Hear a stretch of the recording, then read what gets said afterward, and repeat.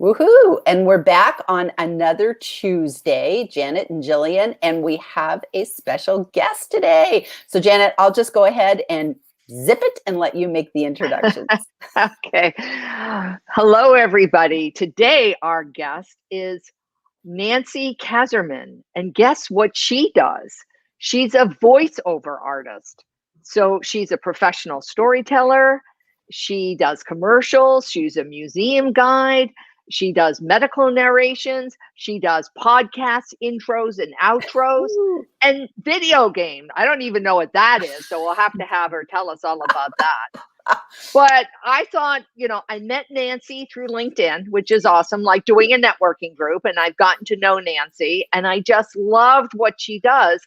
And because Gillian and I do our own videos and with our own voices, I thought it would be interesting and conversational to have somebody who is a professional come on to our show today and share with us some of her knowledge and her skill set to be able to help us. So actually to be better.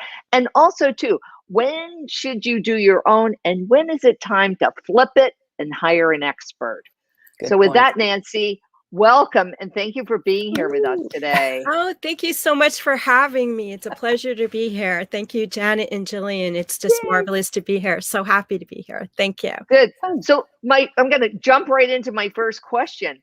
What did you do so that you became a professional? And I know, having talked to you, that you didn't just show up being talented. You had to do some things. And not that you weren't talented, but you had to do some special things in order to become a professional.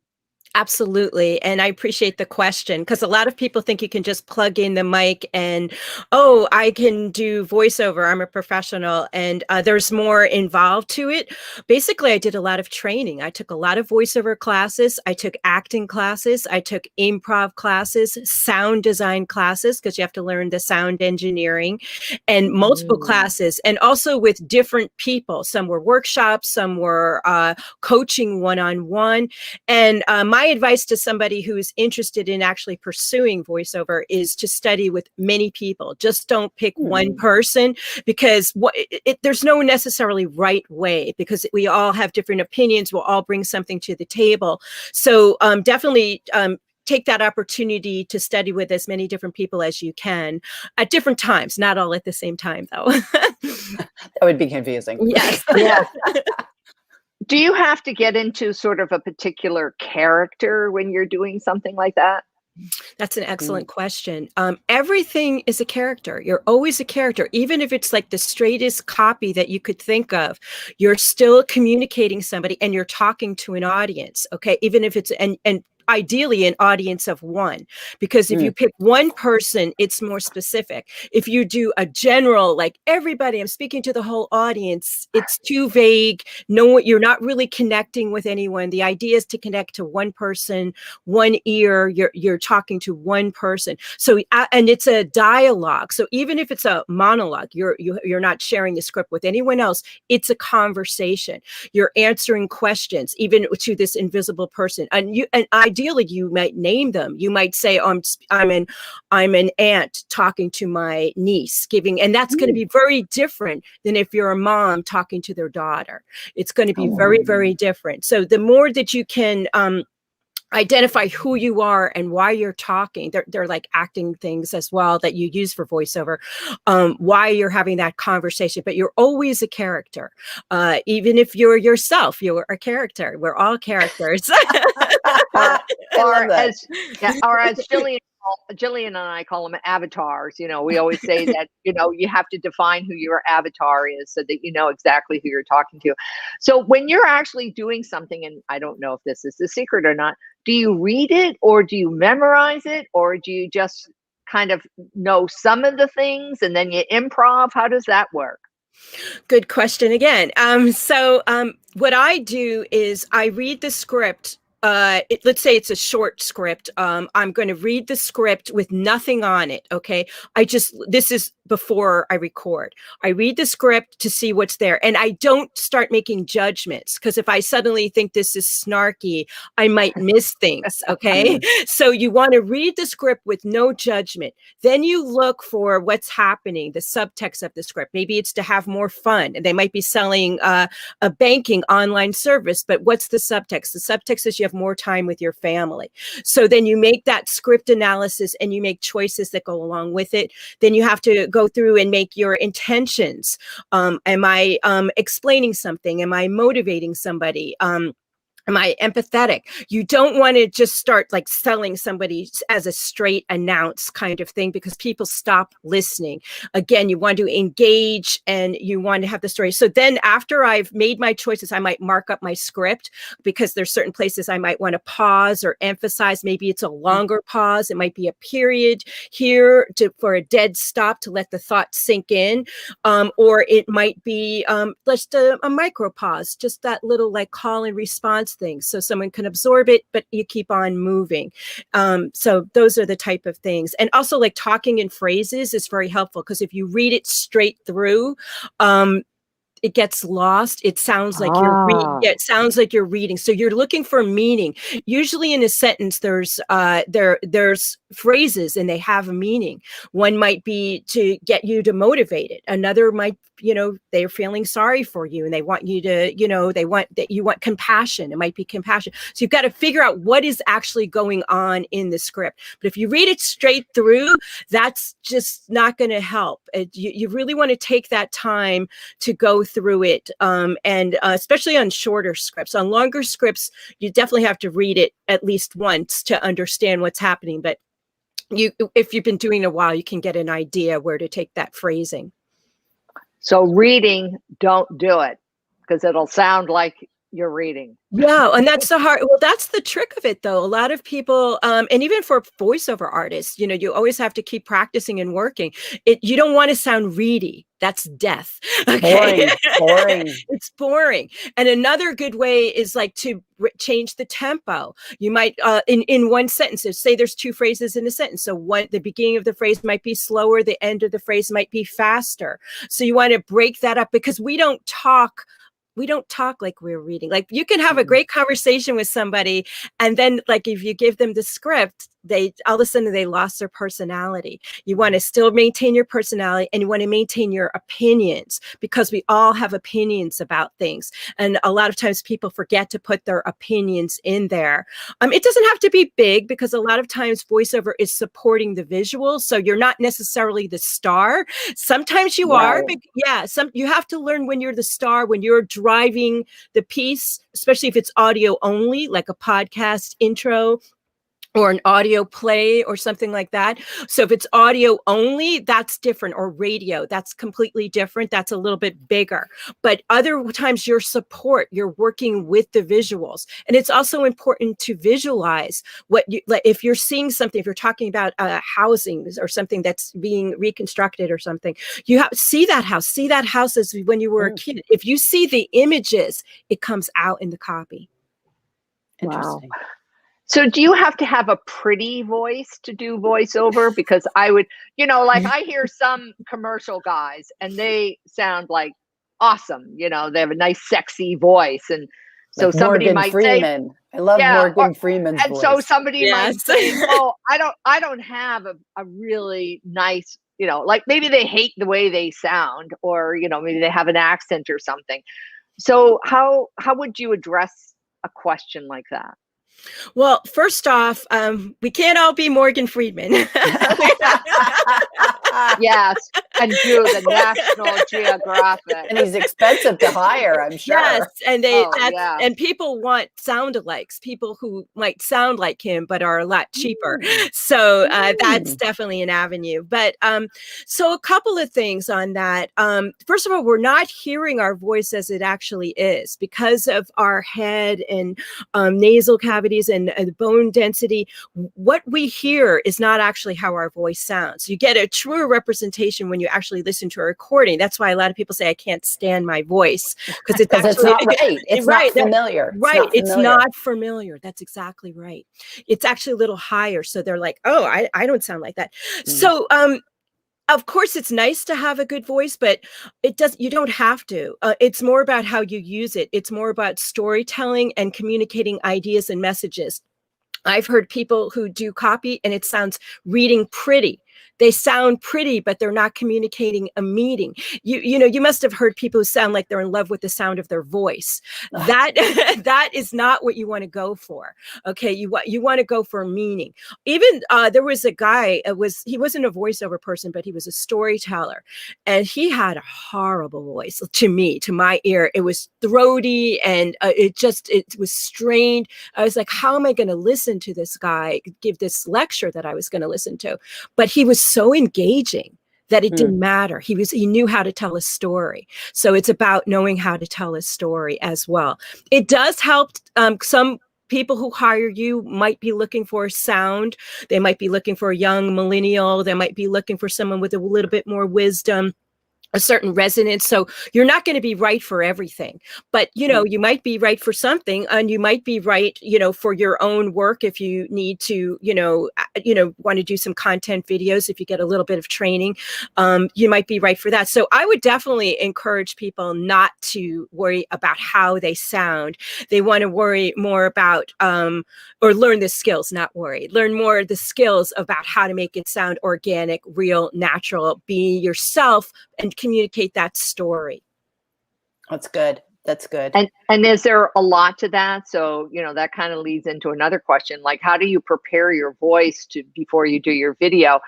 I remember Gillian once told me, you don't drink coffee. You shouldn't drink coffee just before. Don't do things to dehydrate yourself. Exactly. Gillian is 1,000% right. I hate to tell you that caffeine is out. I do drink green tea. I do know some voiceover artists who do also drink coffee because they have to. I don't drink coffee. They gotta have their caffeine. They gotta have yes. So if you're going to do a voiceover, you should drink 24 hours before, because you're dehydrated, and if you just start drinking like an hour before, it's not going to reach your vocal cords, your vocal folds. So it's not going to work. So you need to be well hydrated at least 24 hours before. Yeah, that's something. And you also want to watch out for, things like if you're doing a lot of like clearing your throat, that means you have an issue with your throat. Maybe you might want to get it checked out. It could be acid reflux as a possibility. You want to obviously discuss that with a doctor. But if you find you're clearing your throat a lot, check your diet and see if you're, consuming things that could lead to that, like spicy foods, acidic foods. And then that comes, if you get acid reflux in the night, it's coming up. Even if you don't have a big attack, it's going to hurt your throat, and it's going to hurt your vocal quality, and it's going to be tough. So that's something you want to watch out for. And if you do have that clearing of the throat, that sound where you feel like you have to clear it, you want to try to hum instead of clearing your throat. So if you hum, it helps. And drink tea, like green tea, or herbal tea is probably better. And then, but I do drink green tea. I'm not going to say I don't, but I do like it. Also, green apples, like if you wake up in the morning and you have like a sticky voice sound or something like that, like it's just like the mouth noise. Like if you ever play back your recordings, there's clicks and stuff like that. That is a mouth noise. And green apples are very good about getting rid of that. So green everything, green tea, green apples. Green, let's be green. Yeah, green. Definitely. Oh my gosh. Definitely. Oh, so, one more thing too. Go ahead. I forgot to mention that's good is I use a hot air humidifier because in New York it's really dry right now because of the winter, and we have radiator heating, and it's so dry. But you could even put like water in a bowl and put it on your radiator. That actually makes a huge difference. Otherwise, I would wake up and it would be like a camel. I was so like thirsty. And then in the summer, you might want to get a cool air humidifier. I've had both. Right now, I'm using the hot air. But that's really, really helpful. Wow. So we've got our health now. We got that. So the next problem that we see with people doing video is I'm nervous. I'm nervous. I'm afraid. I'm afraid to speak. And so then I get caught up in maybe I'm going to stutter, or, like, and even though I'm quite comfortable talking, I sometimes trip over my words, whether I like it or not. And I wondered well, and maybe by now you don't have to do this because you're probably so professional at it, you don't even think She's about a it. professional. We're amateurs. She's a professional. Yeah, we're I amateurs. still get nervous, believe me. But how do I psych myself and gain confidence so that I can start my video and just sound so natural and not nervous? Well, that's an excellent question. I certainly have struggled with nerves in the past, for sure, especially in the early days of doing voiceover. I was very, very nervous, and that can really, really hinder you. A couple of things. One, I think the more you do it, the more you get comfortable with it, the more you're comfortable with the script. If you've gone over the script, not so that it's rehearsed. Okay. You don't want to sound rehearsed, but you want to be comfortable. You want to know where your intentions are, what you're trying to communicate. If you focus more on the message and what you're trying to communicate rather than yourself, it's going to help a lot. I believe that's so true with video too. It's about them. It's about them, not you. Exactly. You're just a conduit. But still, let's say that's all well and good, but we're still nervous. Okay. We're still nervous. Okay. So what I do, and I really found this really helps, is I do like a little meditation. So, and nothing, it doesn't have to be anything spiritual. I'm not talking about that. I'm talking about breathing in and out. You can find a lot of online things. I think there's one, Insight Timer has one. Calm right. does. Right. So what you do is, if you can just, I'm not going to say I don't meditate every day. Okay. I should, but I don't. But I do when I'm nervous, and I do when I know that I have something important to do. So you just spend like five, especially if you're not used to meditating, it could be very overwhelming. So you might want to just spend 5 minutes, or even 1 minute, just breathe in, breathe out, let it out. And it grounds you. Not only that, it's very physical because it lowers your pulse rate.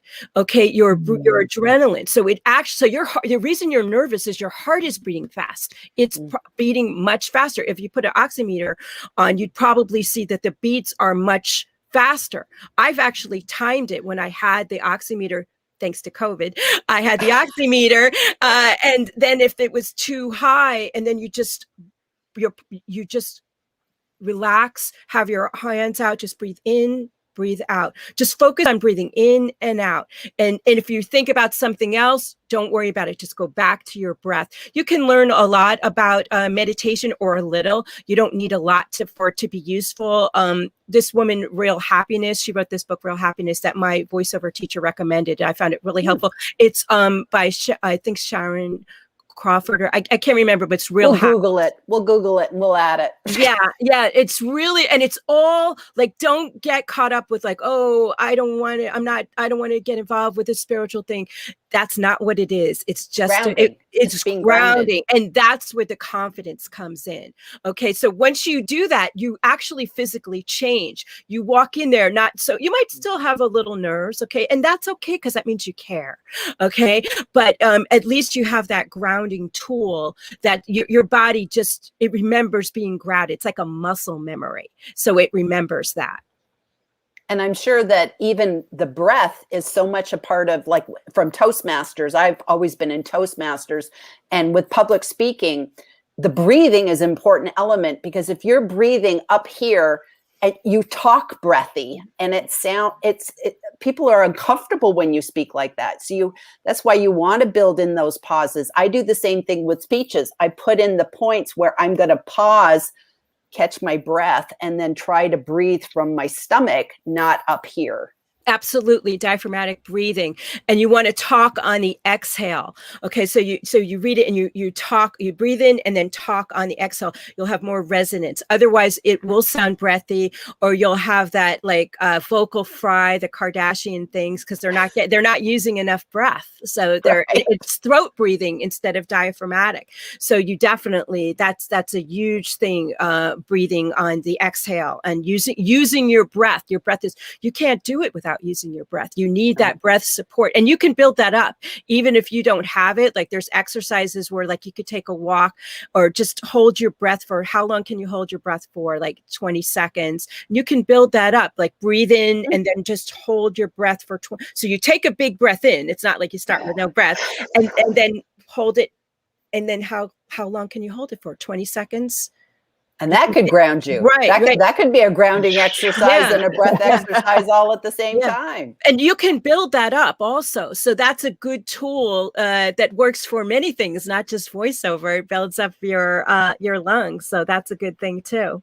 Right. Now I have one question, because this is my pet peeve that's so hard for me.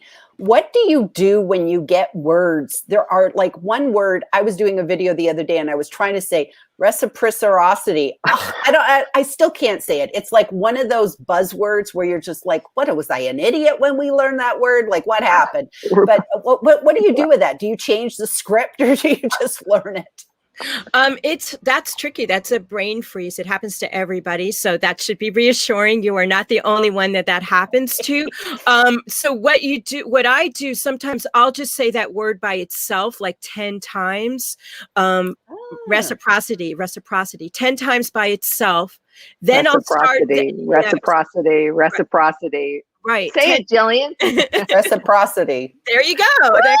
It works. So I'll say it 10 times, but your mind is still going to be different when you read it in the sentence, when you perform it in the sentence. So then you can start in a phrase, say it in like the first 3 words before there, whatever those words are.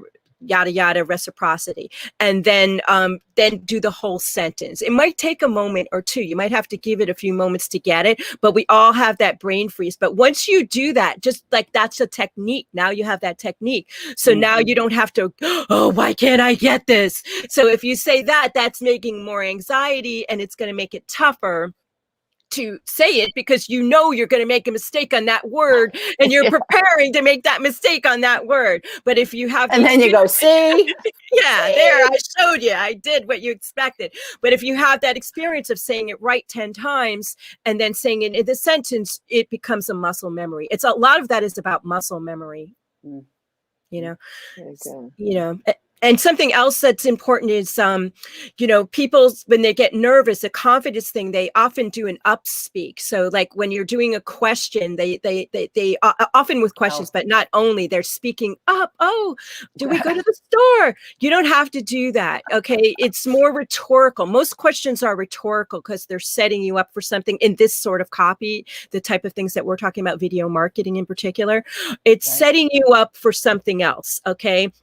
Do you want to go to the stores? And then use your body, physicalize, use your shoulders, do shoulder shrugs, if you want to ask a question, or it's simple. Most of the time in video marketing, it's simple. We want to make it simple. Sometimes it's more important depending on what it is, but we don't want to act like this is really, really challenging or it's just everything is simple, and use your physicality. Even gestures like counting on things. Like if you have a list of things, don't just read the list, like maybe count, like, strawberries, ice cream, and then point in different locations, like, down the block, up the road. So it'll sound different if you use those instead of just reading it plain. Those are more ways to differentiate the copy and make it sound like the acting again. It's like your acting coming through. It is acting. I can see how you juggle so many talents to do one thing. It's amazing. It's awesome. That's why it takes a while to learn it. But at least we, get a speed course in it. But it is acting, even if it's for business. Anything you see in a movie theater or commercial or TV shows, that is acting, but it's a business also. Okay. People want to make money on that. So, but it's a combination of, both craft, art, and business. Absolutely. Right. So speaking of money, who tell us some of your, who are your clients? Who do you work with? What's sort of your favorite part of using your voiceover talents? Tell us a little bit about your business. Oh, thank you for asking. I do a lot of video branding. So if somebody has a video for like a corporation or a business and they need a professional voice, then I would be that voice. It could be a corporate video, like an insider thing where maybe people don't, it might not be for broadcast. People might not see it, just might be in-house. Some of it is not glamorous either. Some of it's like compliance, onboarding. That's e-learning. Right. E-learning. I think you're familiar with e-learning. I've done a lot of courses. Yeah. Yes, Yep. yes. So one thing on e-learning, I'll say nowadays they're making e-learning shorter or in shorter segments. Even if it's an hour program, for voiceover of people who are making content, try to do it in a shorter module, even if you have to do many modules, like 10 minutes, 5 minutes, because people have a feeling of accomplishment and it doesn't seem overwhelming. So that would be a good tip for that. Also, I do podcast intros and outros. I do that. Explainer videos. There's short little explainer videos. You know, this is what we do. This is Jane. Jane does this, depending on what it is. That's awesome. Yeah. Sometimes I get lucky and I get some video game. It might be, I had a couple from Europe. I don't do it too much, but I get to play a few characters. I don't have a huge range. I'm not the wacky voice person. I'm more the professional voice, but I do have like Evil Queen, Space Commander, those type of things. So I can't even visualize. So how do you, so where, I guess because neither Janet nor I, we play like Boggle or, you know, we do word games on our phones. We don't really play video. So where does the voiceover come in with video games? Because that's like new to us, right, Janet? Mm-hmm. It's you hear voiceover all the time. You just don't realize it. It's everywhere. It's just like it's a video, like a character. Like if you're gonna listen, so like a role-playing game. So like the princess goes to the king and says, "I want the keys to the kingdom," or something like that. It could be something like that. It could be a space commander where we've got to beat the aliens. It's usually there's a story involved, and they have certain archetype characters that are there. Maybe a queen, a evil villain, you know, and they have certain things like that, and you know. So I enjoy doing that when I get the opportunity. That's fun. Yeah, it's different than animation. Animation is more kids oriented, although it doesn't have to be. That's more kids oriented. I have done some kids e-learning, and that's kind of high and up. So that's one kind of thing. But yeah, so those are a few of the type of things that I do. Wonderful. And what's your, out of all of that, what's sort of like your, I love this one. This is my favorite. What's your favorite? I do like the short. I mean, I like the video games are fun, but I also like a short branding video. I enjoy doing them. I'm pretty much whatever job I'm working on, I'm pretty happy with. I also forgot to mention that I do message on hold. That's a thing that people don't realize you can use a voiceover for. Yeah, message on hold. Again, there's voiceover work that's not necessarily glamorous. But it's, you know, bread and butter type of thing. So that's called IVR. So I do that as well. And I like audio tours or museums because anything that has a little history in it, you know, anything where I can engage in really telling the story. I like that. That is a lot of fun. And I was going to say, do you have an agent or do people come directly to you? Because I know you have a website, which we'll put a link to your website on the replay. But how do people find you? Thank you for asking. I do have an agent, impressive talent. I also have people can find me directly through my website.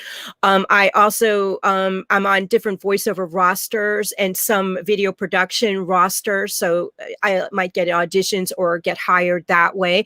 And certainly people can hire me directly if they want to as well.